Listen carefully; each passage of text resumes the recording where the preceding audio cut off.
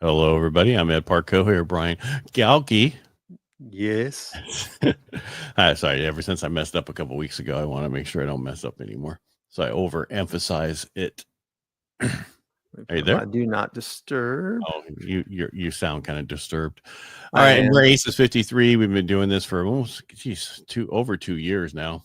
Seems like just yesterday we started. Oh, 3 years. Is it 3 Isn't years? it? I think we started 3 years ago. Okay, well, we'll figure it out. Yeah. It's been a while. Yes. It's been a Was it very, November very of long time. 22? What's that? Was it November or January? I'm actually being a nerd. I'm going and checking the I want to see some. I'm looking on YouTube while we're talking. All right, well, we'll keep talking. Yeah. Anyway, what we're talking about today. So we've been talking about men's health, or actually Brian's really been talking about it a lot. Yeah. 'Cause he's had some things happen to him, like nothing personal. He hasn't. He's No, still, it's just a lot of things all happened at once. It was just the perfect storm of a variety of things. right. But what I'm saying is we want to make sure that you take care of yourself.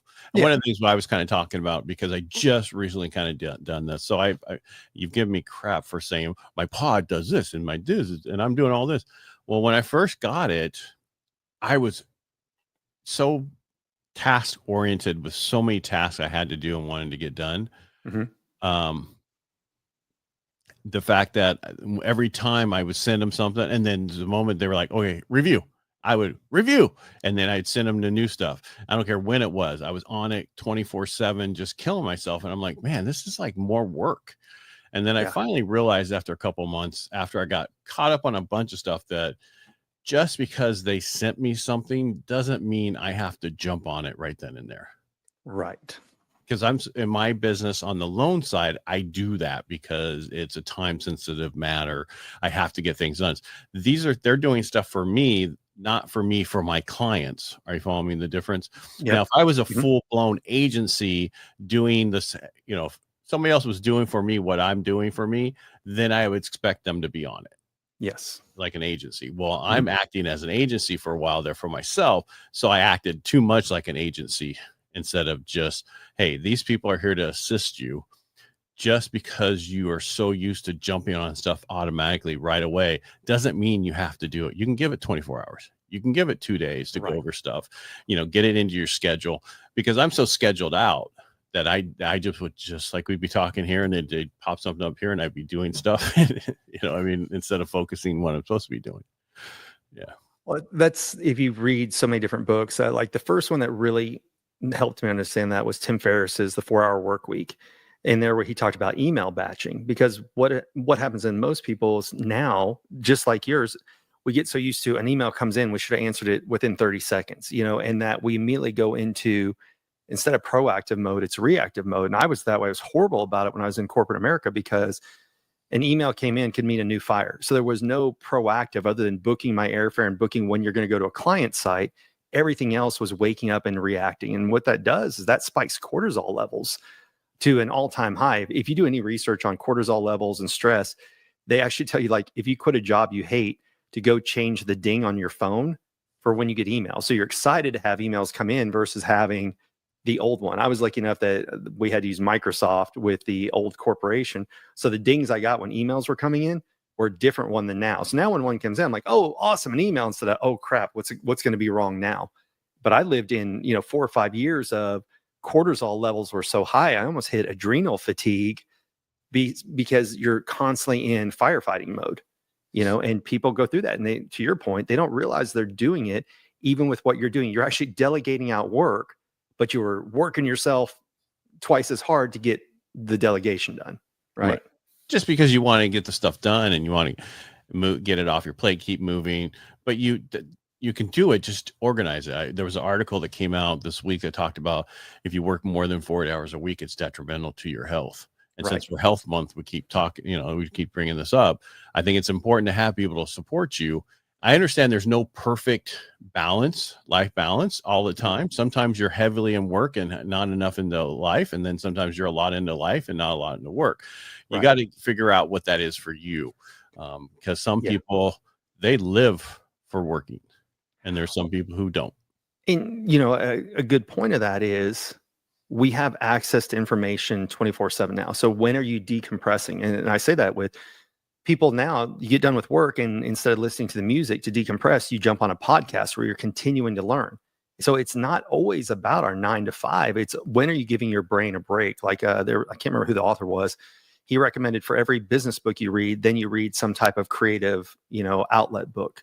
So it could be, just making something up, Lord of the Rings after your next business book. So pick up Hormozi's book first, but then what's something that's a creative venture before you pick up your next business book? Because there's the grind that we're taught. And then there's the never stop learning, which is constantly craving attention and information, even after you're done with your day job.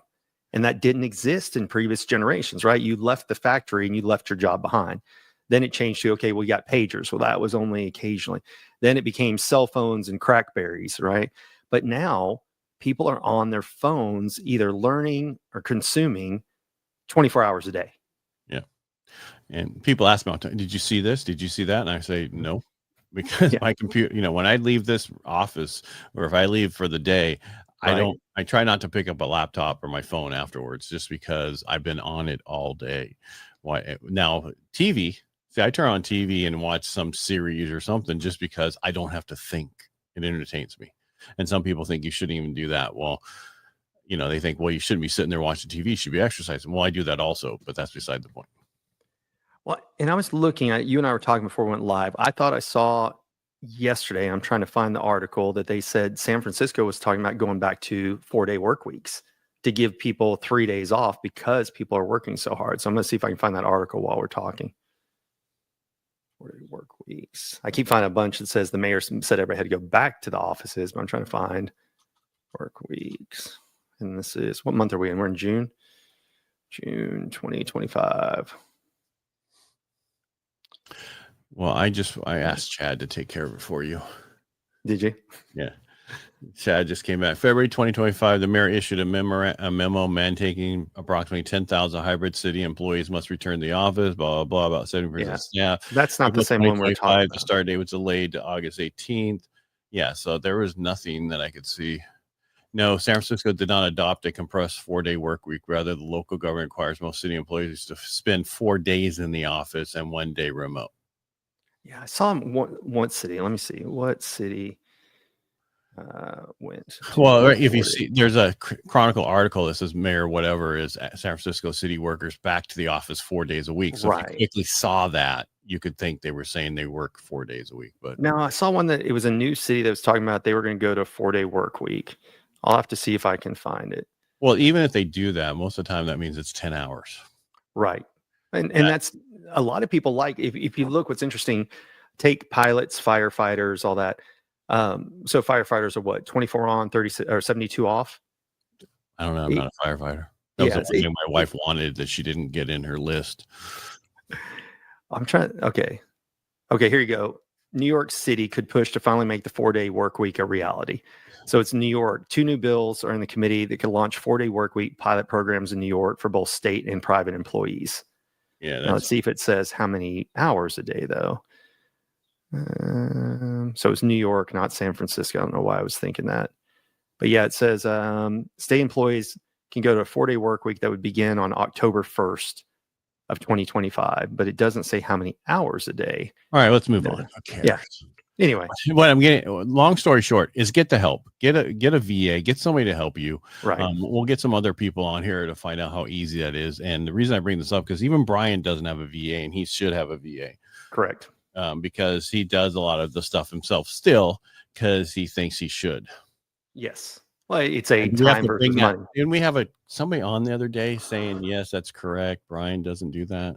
That was it was you talking, but it was a doctor. It was a doctor talking out of Arizona.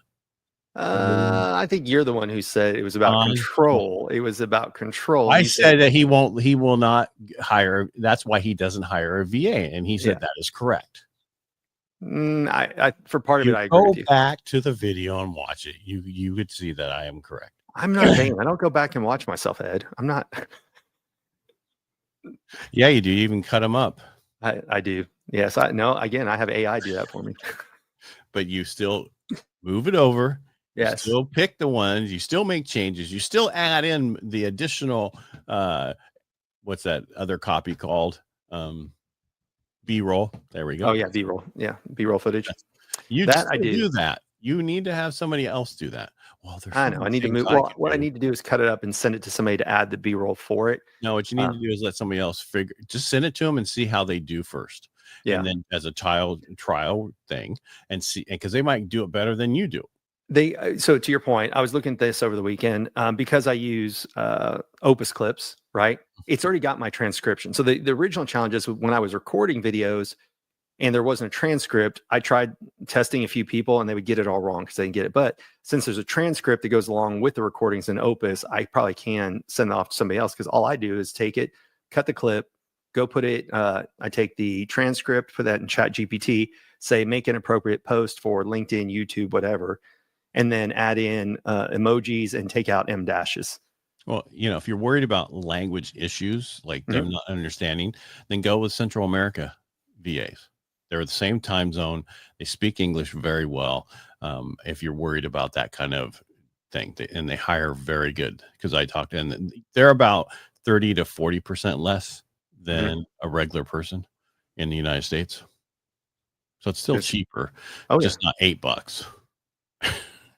That's where did I see somebody was reaching out and they said like I think $13 an hour is what some different ones were going, but I've seen everywhere from like $3 to $13 an hour. Like you said, still significantly less. Well, I was in California last week, actually your home state, and some people I was talking with at the Centurion Lounge were talking about why they won't hire anymore because they said it's impossible to get rid of someone. Like even if you document what's going on, like somebody doesn't log in, they don't do their job, it's so difficult with all the legal action and everything else to actually get rid of somebody who's not a good employee anymore. Especially if you're a large company in California. Yeah. Huge. I listen to what I'll tell you offline. People I know, I listen to what they say and how they have to do it, and it's a nightmare. That's why, and I can't even hire a contract in California because they're considered an employee first and foremost. Did you understand what I just said? Huh? Sorry, my thing dinged, and I don't know why it dinged. Okay. What dinged? My computer, but I've got Do Not Disturb on, so it threw me off. Okay, go ahead. Did you hear what I said? No, because the ding overtook it. You're so I'm a dingbat. What do you want? All right. No, I just said in California, if you hire a contract person, they're an employee first, not a contract person. I didn't know that. Yeah, so the laws in California, that's like in the mortgage industry, everybody's supposed to be W-2. Well, we're all got our own corporations for that reason, so we don't have to. Real estate, they're all 1099 period, but they all, if they're smart, have corporations also. But I'm just saying everybody should, to a certain point. I mean, if you don't make over $100,000 a year, it makes no sense to have a corporation. Depending on if you're W-2, but you do things like you go and attend seminars, courses, and you're going to start a business on doing something else, it's smart because if not, you're just wasting money. You're right. They're going to, but if you're just, it just depends on your situation. Don't listen to us. Listen to a tax person and a CPA and an EA, all those different people, and see what is best for you. I agree. You're still having problems there? Nope. Oh. Now it's somebody's doing maintenance outside. I was trying to see if you could hear it or not. I can't hear it. Okay, good. There was nothing worse than last week, man. On Wednesday, they were putting this new beam in out front of the studio, and every pound you could hear it all the way through because it was hitting the beam into the wood, into my room, reverberating the whole house. Oh, it was just in the studio. It was so loud. Yeah, so we had to record. So they were like, "Oh, we'll be done in an hour." Well, so we went to record it almost 2 hours later. They're still doing it. Well, we did recording on the radio, but we just left it in some of the stuff because it was funny. So, that's hilarious. The producer could adjust the different volume level of it. But again, back to the whole thing. When you're recording, sometimes there's stuff that you cannot control, and there's some stuff you can't take out. Well, people want you to be honest, so just be truthful with them. And it goes back to, that's why we've talked about this a long time ago, having the right gear. So when I used to have, what was the other microphone I had? The one that everybody gets, the Yeti, right? It picked up everything. And now you convinced me to invest in the Shure mic, right? And once I did that, the quality of things is so much better. because there's a difference between condenser and dynamic mics. Right. But we don't know. It goes back to who's the best marketer. Yeti's the best marketer because everybody I know who gets started has a freaking Yeti. And it's good if you got a bunch of people around and they're just going to talk to one mic. It's okay Yes. because it picks up everything, but it picks up everything. It does. Yeah. And even though the pounding, my mics picked it up. That's how loud it was. There are some things that will pick up, period. So I have a question going back to the original topic, and that is you're talking about, chilling out. You don't have to answer everything right away. When you're giving things to your pod, are you creating SOPs? Yes. That you're saving for yourself? Yes. Okay. I do it. I use my first assistant to help me create my SOPs for my other assistants. Sure. And what I want done. Yeah. Got it. Did you follow that? Yeah. So chat, I'll just say chat GPT. I ask it, okay, that as I'm creating stuff, because I'd be creating websites, different things I was creating for me and different things, I then would tell, okay, help me write an SOP so I can hand this off to my VA. Yeah. And it would write that and I'd put that in. But one thing they want at the different places, whatever you create, make sure you upload it in a Google Doc so they can copy and paste it. Because they use this thing called Asana, ASANA. Yep. If you put that stuff in there, they can't edit the documents. Supposedly, they can't highlight them. Oh yeah, okay. Paste the stuff. They can. Yeah. Right. Okay. But if you, I don't use Asana. I use Google. Well, no, that's what they use as to. That's what they use. Okay. Communicate back and forth what we're doing, everything is going on. Like right now, I have like 7 tasks I have to deal with that I have not gone on. That I'm going to get onto. Yeah. So I'm trying to think. I've had companies. Well, like Joel's company for a while used ClickUp. And some other ones. I'm trying to think of what else I've used with contractors. Slack. Yeah, Slack. Yeah. ClickUp is like a trouble ticket software. There's a lot out there. That's the funny thing is, no matter what you want, there's tons of different software out there. This is my ADD kicking in. Did you see Dan Martell's video where he was talking about the Lovable app? No. Okay, so Lovable is an app, like how to develop an app.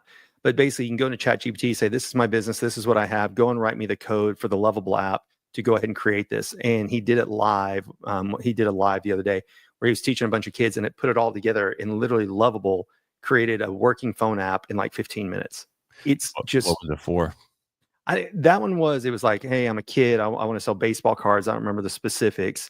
But it's go and create me an app for this. This is my ideal target market and all that. So I know you and I love prompts for AI.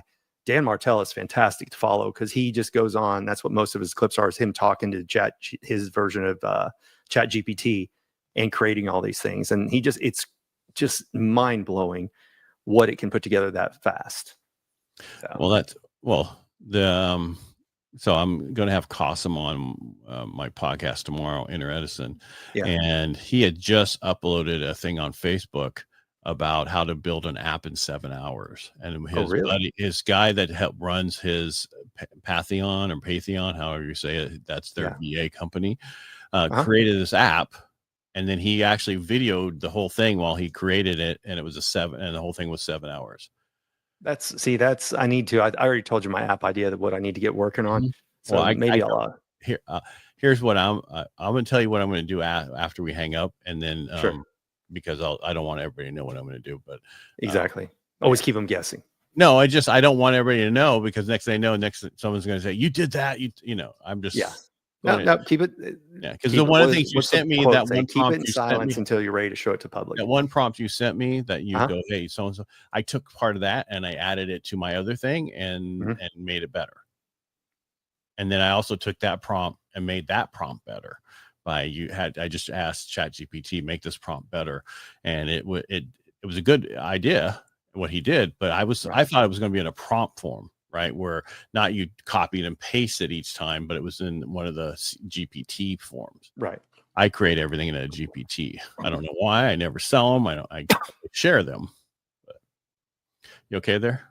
Sorry, first time drinking water apparently. So must be that hydrogen. Yeah, it is hydrogen water, but yeah. I know.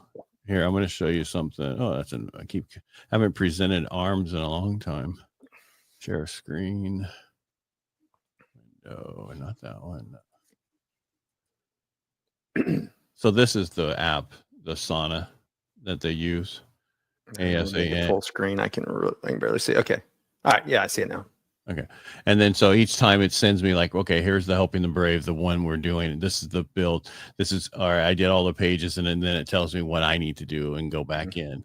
And this is my other thing I created. This is my home pages I'm working on for my work, and the speaker page, my mortgage solution page, things I need to do, and then get it back to them. So you just click on this, and then over here, it shows you what they've done. Awesome. Yeah. So I'm just saying it's a nice little thing, and and I can go through and see what I need to do and make the changes and tell them what I need to done. It's an easy app to use. Yeah. Some people use Slack. So this other system I was in was using something totally different. And so they all use different things, but they're all out there. Yeah. Yeah.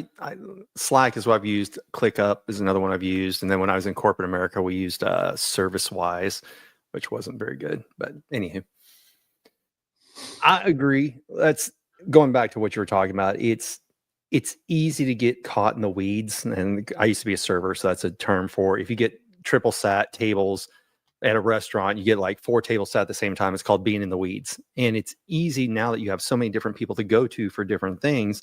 Like I catch myself getting in the weeds with different groups I'm on, right? Like, so I had a call Monday. I've got a call from noon to 1. Tuesdays, I've got a call right before our podcast here is live. So I literally jump off of a call 5 to 10 minutes early to join our call. Then then there's one Tuesday afternoon. I do one Wednesday. So I'm in so many different groups that sometimes I just end up feeling like I'm learning, but I'm not taking action on anything. So it's just trying to figure out, where are you consuming? Are you creating? Are you delegating? What are you doing to, give yourself some breathing time and not take on everything the way it needs that way?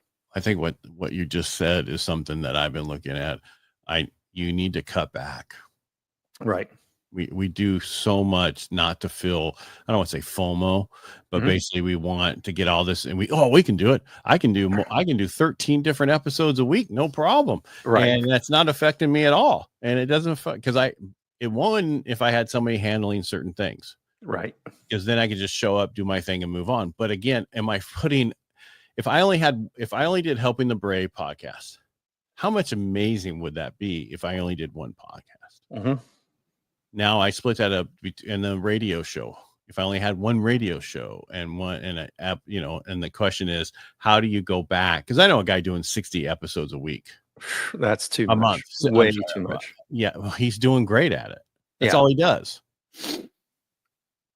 Yeah, but that's the key thing. That's all he does, right? Right. So you can go deep. So when I was in corporate America, we talk about, are you deep and wide?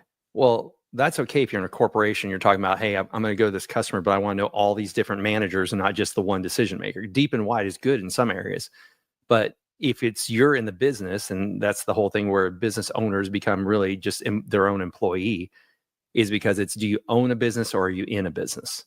And that's where a lot of people get stuck. Well, it's something else. What's his name? Hermosi, Alex. Alex, yeah. And I didn't see this episode. Someone was telling me about it. He had all these different cups, 5 different cups, and the water was at each level of it. And he's like, you can be this with 5 different things, or if you only had one thing and he dumped all the cups into one, how much more can you get, be better at the one thing? And we try to do everything, and we still try to do everything, and we need to stop that. And you need to find out what do you need to focus on more than anything else. I can tell you right now, if I focused on only my VA stuff, not my virtual assistant, veterans, does it say veterans? Assistants, right? Veterans assistant, yeah. Well, no, I'm just thinking, VA was veterans. Yeah, virtual assistant, veterans, right. Well, I'm just saying, if I just focus on helping vets in every way, I would still have different segments, but that's all I would be focusing on. Right. And since I've focused more on that with my lending, I've gotten busier because I tell everybody, just send me your vets. I don't care. I can do it. Yes, I can do a VA loan in 8 days. What do you think I can do an easy conventional loan in? You know what I mean? I don't even, so the hard thing I can do real easy. Everything else is easy, but I don't focus on that. I just focus on the veterans. But if they send me something else, I'll still do that transaction, but that's not who I'm focused on. Right. And we need to go back to focusing on the one thing that we do really well and keep growing that. Right. Who's your niche? Who's your ideal avatar? All that fun stuff. Sorry, I'm gonna move something here. And then you can always help others. That's what we've all gotten away from, right? Is we get into these tendencies of, oh, I can help this person, I can help that person. Yes, but what do they say? If you chase two rabbits, you catch neither. I think there's a phrase, something like that. But it's just trying to go in too many different directions and help too many people. The more specific you get, handle that person, then you can always take on extra stuff, but stop trying to chase everyone. Correct. Like that's even something I'll show you when we get off here. Somebody's telling me about my website, a PR expert. She's like, oh, you change this, you sound this. I was like, oh shit. Okay. Time to go do all that stuff. Well, yeah, you have to, you need to find out who you're talking to also, who's your perfect client. That's Right. who you need to focus on. And we don't do that. We try to do too much again. And we need to focus on one thing to do really well at it. And we're afraid to give it up. We talked about this a long time ago. We're afraid if we just focus on the one thing, what about all this other business we're going to lose over here and over here and over here? We're taught scarcity. Yes. Instead of realizing the more focused you get, actually, the more people you can help. Right. Well, because you're focused on one thing. That's all you're focused on. I remember, and that's how I used to be in the past, years ago during 2006, 2008, when that whole thing fell apart, and I still focus on one thing. And these real estate agents be doing all these different multi-level marketing things and all these other stuff to make money instead of focusing on their business. Yeah. Well, and there's nothing wrong. You and I've talked about have additional pillars, but still under one customer. So you can offer this one product, and then you can have ancillary products that feed that one main customer, but it's don't have a product for this and a product for that and a product for all these different industries, because that's when you get diluted. Correct. So I guess what we're saying is go back through what you're doing and then refocus on what you should be focusing on. Does that sound about right? Yep. That's it. And don't give yourself permission to take a break, because that was back to what you originally talked about. Is you have all the stuff that's going on with the mortgage business. You're setting up all the stuff to help the veterans. But then while you're doing all that, you're constantly having to negotiate back and forth with the VA team, the pod of virtual assistants. And you're talking about you end up burning the candle at both ends and end up working twice as hard. And so you're learning, take time and then delegate things out, take time, delegate things out, instead of being that responsive, reactive lifestyle, going more proactive. This is using your schedule the right way. Let's put it that way. I mean, because last week Thursday was a holiday. That's why we weren't here. And so I took Thursday and Friday, and I was at the cabin cleaning up pine needles, which is something I could pay someone to do, but it was exercise too at the same time.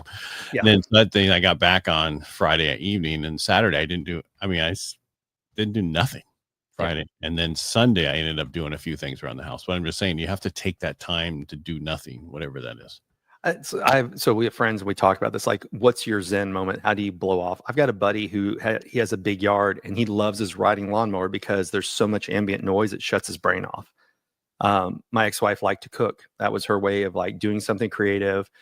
She was a really good cook. That was her way of doing it. And everybody needs some way to do that. That's one of the things that when I went to Sean's, he's like, what are your hobbies right now? I'm like, I haven't really had any recently. So that's what I'm looking at, is like, what can I add back into my life that has nothing to do with what I'm doing for a living?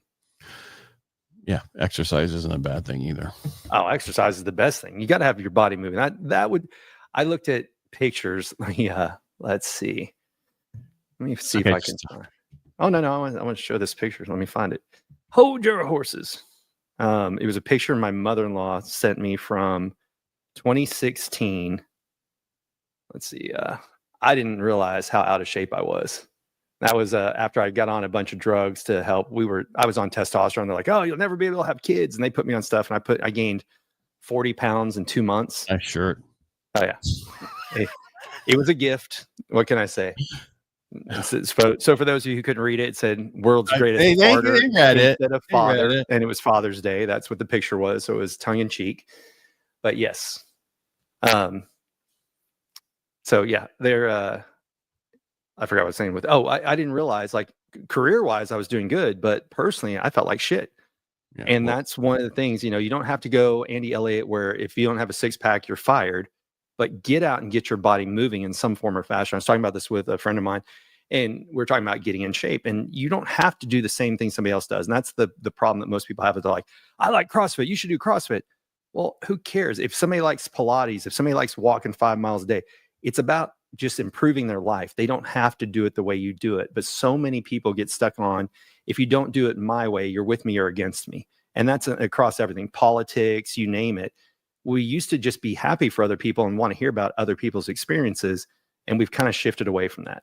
But really, it's just get out there, get your body moving, because that's the one thing that if your body fails you, you're fucked.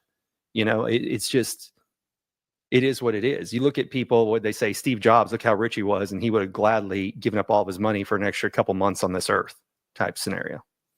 Well, I doubt all of his money. What's that? Yeah. I said I doubt all of his money, because it would be no I mean? fun for 2 months if you gave up all your money. Yeah. I get what you're saying. And that's typically what happens with guys. We get very successful at work, and when we let our health go, or we do really well with our health and we let our business go. There's not a happy medium in between there.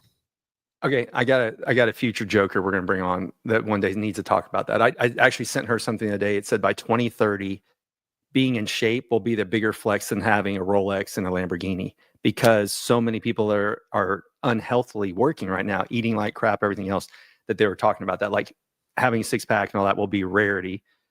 But you don't even have to go to that extreme. It's just, are you living a healthier life? To your point, I was having a conversation with somebody about like why marriages fall apart. And one of them is because men are told just be the provider. And so what happens is you start working later hours, you're not home as much, and then your family misses you. And you don't realize that because you're doing what you thought was right. And then a lot of times, like a wife will leave a husband because, well, you don't spend enough time with us and the kids. And he thought, well, but I'm going to work to provide, and that's what I'm supposed to do as a guy. So it's kind of like when you get married, nobody gives you instructions on getting married, having kids, or working. We're just told, be the provider, or be a husband, be a father. What does that mean? Be a mother. Like, nobody tells us what goes into it all. And so we do it wrong. So anywho, side tangent, but no, but it's true. We have to learn that, and the best way to do it is we'll learn anything about business, but we don't learn anything about being a good husband. Yeah, we don't learn about life. I mean, I was talking with somebody. Oh, Christine Marie. I was on her podcast Monday. That's one of the things we're talked about is school teaches you how to be a better employee, not to be a better person. That's upon you. And if you're a parent, same thing. You can send your kid off. That's teaching them education. Life skills are parental skill to be passed along to kids. So you were on it today? I mean, yesterday? Monday. Yeah, we did it. It was interesting. She used Restream. Yeah, I heard of it. And I was her first guest to use that. So even though I went and put in my Instagram to go live on mine, so Restream is like StreamYard, but it has the guests log in and log in all their socials, kind of like StreamYard does. But whenever I put in the key, when we went live, it went live on LinkedIn, YouTube, Facebook, but it didn't go live on Instagram. And I had the Instagram window open, but it never like had the video showing where I could go live. So she was trying to figure that part out. But yeah, I was her first guest on, it's called The Knowing. Yeah. Crap, I forgot what it was called. I know it. It's been a whole day. But the thing is I signed up last week for it. Yeah. And then they sent me, oh, we're sorry, she's not available. She's available on Thursday, Friday, or next week. I'm like, I'm not. Don't send me. The one thing about it is when you get this stuff set up, right? Make sure your calendar's set up right. And that's, I think, what people don't understand is they set up a calendar. They don't go in and shut off what days and times they're not available. I'm guilty of that. I've got to start adding my airfare to my work calendar, because when it connects to Go High Level, it's not showing all my available times the right way. So I've got to get better about calendaring. All you got to do is on your regular calendar, just block it off. That's all you have to do. That's all I did is I blocked off. Like when somebody cancels one of my podcasts, I just go in there and put busy. Because I don't want somebody else to take over that spot. What do I have today? In-person boot camp. Oh, I need to get rid of something. I was like, something got my calendar tied up today, but no more boot camp. Well, there was another group I'm in. They were having it today. This week is their in-person boot camp, so it has my whole day locked up. And I'm like, why is it here? And I'm not in that one. So, gotcha. I did not attend, I should say. So I need to get rid of that one. All right. Yeah. You want to take us out? Yeah. Take us out.